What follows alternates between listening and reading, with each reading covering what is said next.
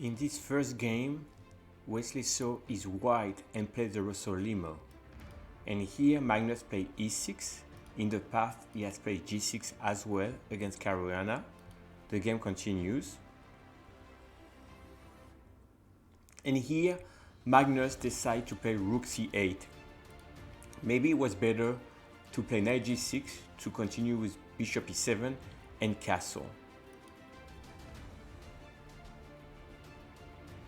Here it's important, and maybe you have to take here and then take back again and do Nxb4 attacking c2. Instead, Carlsen takes on d4. Now in this position, Wesley starting to play very well. He was extremely precise, and let's see how he builds the advantage in this position. First, develop a piece, that's fine. And here, g3. There are two ideas behind that. First, you want to limit the knight coming here. But the second idea, h4, h5, and attacking that knight. Let's see. Here, h4.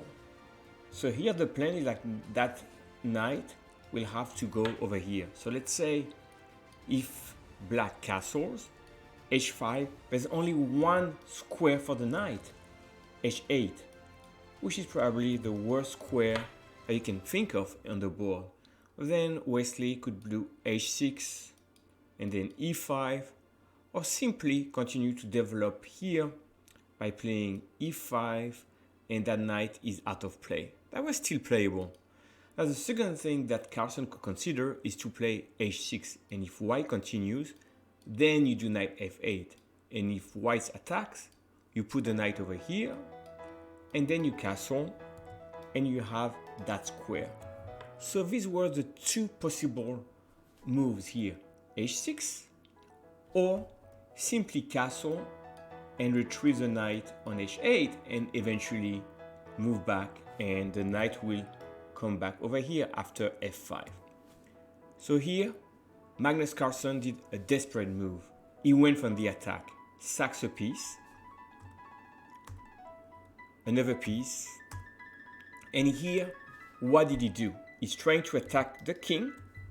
The white king is exposed, and he has, let's count, 3, 5, 7 versus 5, 2 extra pawns. Is that enough though? It's not enough. Why is that? If you look in this position, white has done nothing wrong. The pieces are well coordinated. You're just supporting that by g3. The rooks are active. While here on the king side, black cannot attack because all the pieces were developed on the queen side first. So there's no reason why black will have a winning attack here. So that was simply a very bad decision. And after these moves, white has to be precise, but white has an extra piece, and that extra piece here is much stronger than the pawns. So let's see quickly how game developed. Rook e3, f5. Now clearly if white is careless, you have checkmate here, so you cannot take. Next move, rook g3. Excellent, the rook is covering for the king, bringing a defender, and black castle, and now knight f3. So we can see that little by little, this piece and this piece are covering for the king, and black only have maybe that bishop and that queen to attack. That's not enough. So the queen is attacked, queen h5, and here I need to show you a real screen of the game. You can see that was the position after h4.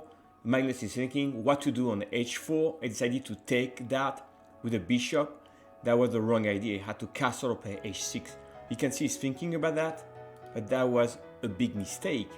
And in this position, white played very well. Knight e5, offering a trade. If black doesn't want to trade, bishop g5, and the queen is trapped on here. Therefore, Carlsen exchanged. Then he attacked d6, and then the game was a simple technical conversion.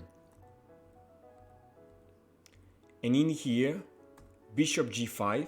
If the rook move back, you take on e6. So the rook is here. Bishop h5. And the rook has nowhere to go. So Carlsen took. And here, white is winning and black resigned. So Wesley dominated from A to Z this game and took the lead in the match. Fantastic.